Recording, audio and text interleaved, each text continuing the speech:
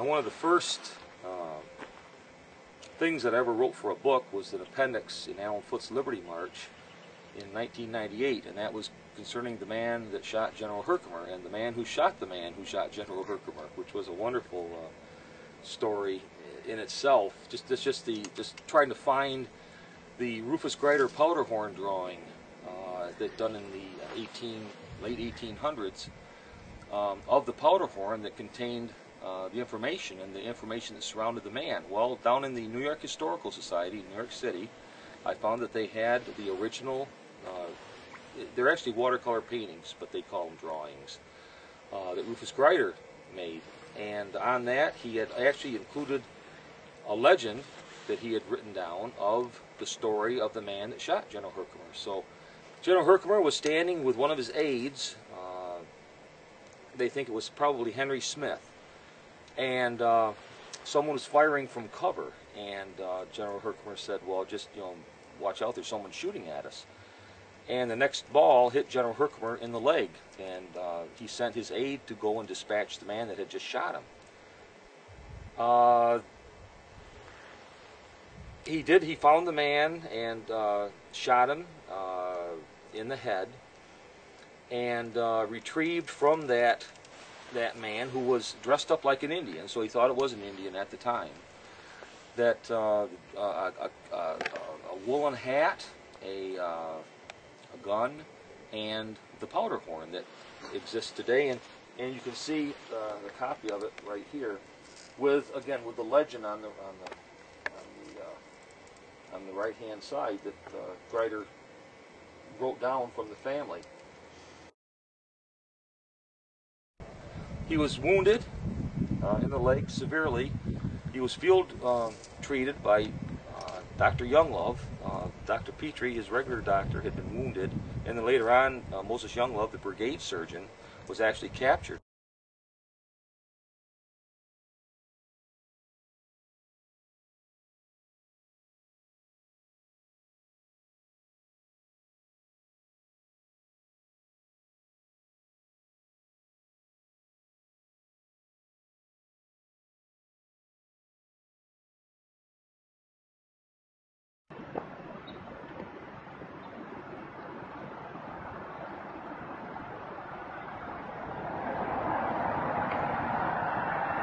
In 1844, a Polk rally was held here on August 6, 1844. The speaker stand was built as close over the spot that Nicholas Herkimer was shot as could be determined by a group of the veterans still alive who had served with him in the battle. From looking at Lawson's sketch, this is approximately the location of that marker. This would represent the spot where Nicholas Herkimer was shot.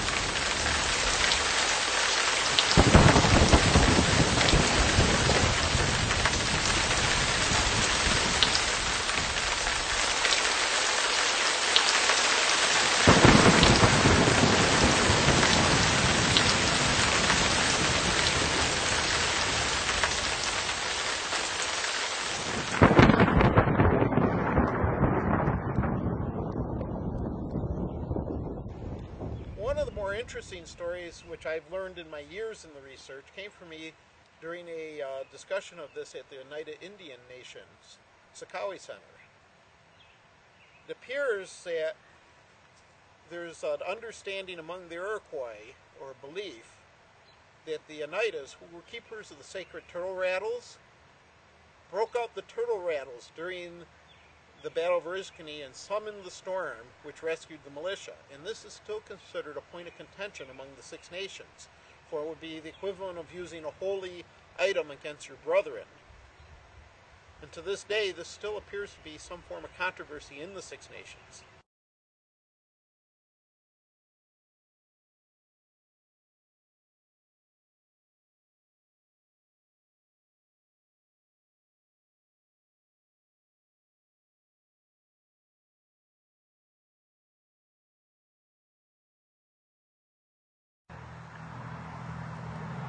In 1883, Major M.M. Jones was here at the dedication of the Oriskany Battle Monument.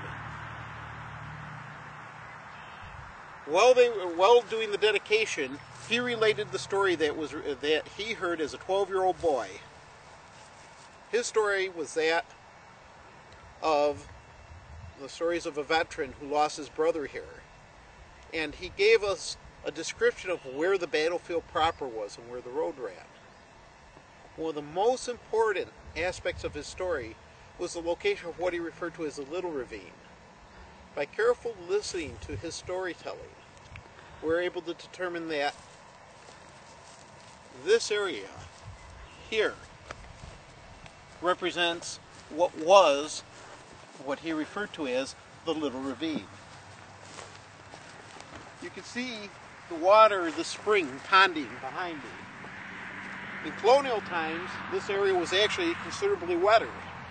There was a drain installed during the farming operations which empties down into the Bloody Creek. The swell, as I would refer to it, is a depression here on Oriskany Battlefield. Just on the far side of that fence runs New York State Route 69. And it was here that some of the key portions of the battle took place. It was here that the wounded were evacuated to, and it was here that the defensive perimeter was set up.